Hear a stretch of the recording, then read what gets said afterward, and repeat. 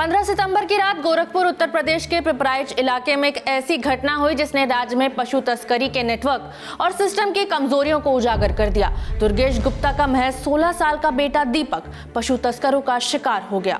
दीपक कैसे पशु तस्करों के चंगुल में फंसा और क्यों ये पूरे राज्य के लिए चिंता की बात है, समझेंगे इंडिया टुडे मैगजीन में छपी हमारे साथी आशीष मिश्र की इस रिपोर्ट के जरिए। नमस्ते, मेरा नाम खुशबू है और आप देख रहे हैं इंडिया टुडे हिंदी।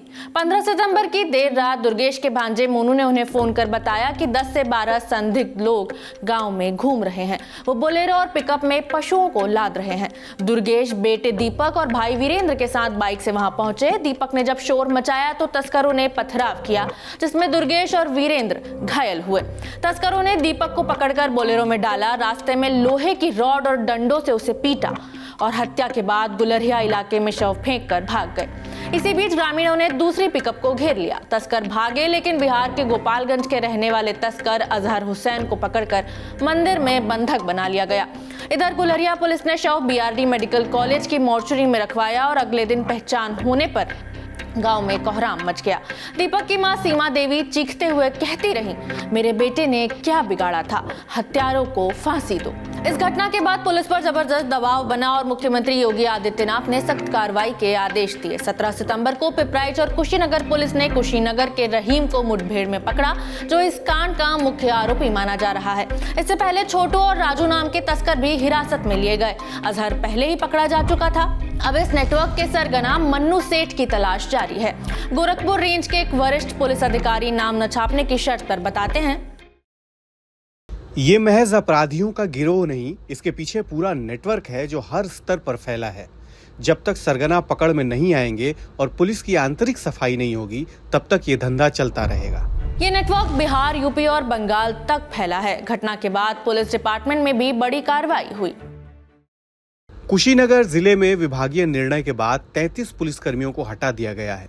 ट्रांसफर किए गए ज्यादातर पुलिसकर्मी कसया और तमकुहीराज थानों में तैनात थे।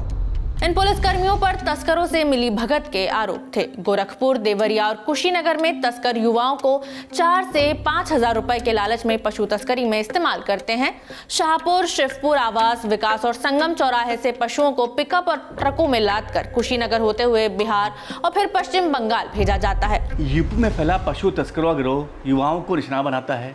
ये युवाओं को 4,000 से 5,000 रुपये देकर काम करवाता है, उनके काम करने लालच देता है। युवाओं को लगता है कि उन्हें बस ट्रक चलाना है, असलियत में वे किसी संगठित अपराध का हिस्सा बन जाते हैं।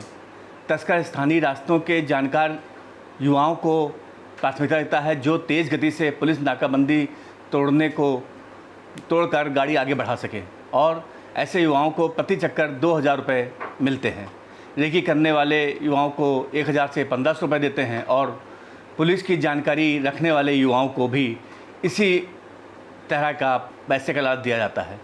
दीपक गुप्ता हत्याकांड के बाद एसटीएफ को तस्कर की एक डायरी भी मिली है, जिसमें पुलिस और तस्करों की साठगांठ की जानकारी थी। हालांकि पुलिस इस डायरी मिलने से इनकार कर रही है, लेकिन यह डायरी पुलिस की तफ्तीश में एक बड़ी कड़ी साबित हो रही है। पूर्व मंत्री राधेश्याम सिंह कहते हैं, अगर इस पर अंकुश लगाना है तो सबसे पहले पुलिस तस्कर गठजोड़ को तोड़ना होगा।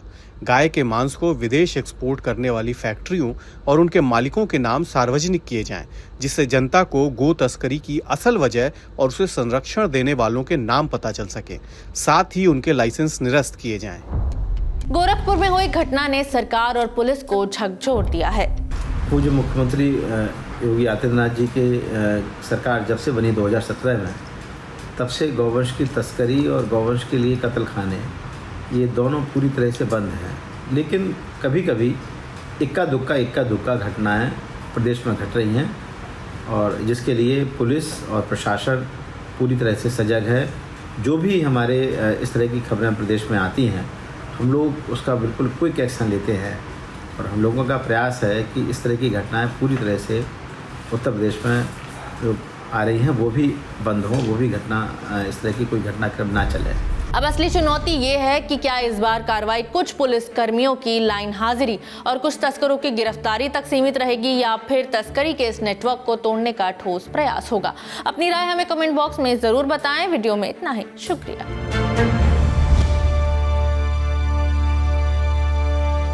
इसी तरह की तसल्ली से भरी हुई एक्सक्लूसिव रिपोर्ट्स देखने के लिए सब्सक्राइब करें इंडिया टुडे हिंदी का यूट्यूब चैनल और बेल आइकन जरूर प्रेस करें ताकि वीडियो अपलोड होते ही आपको खबर हो जाए।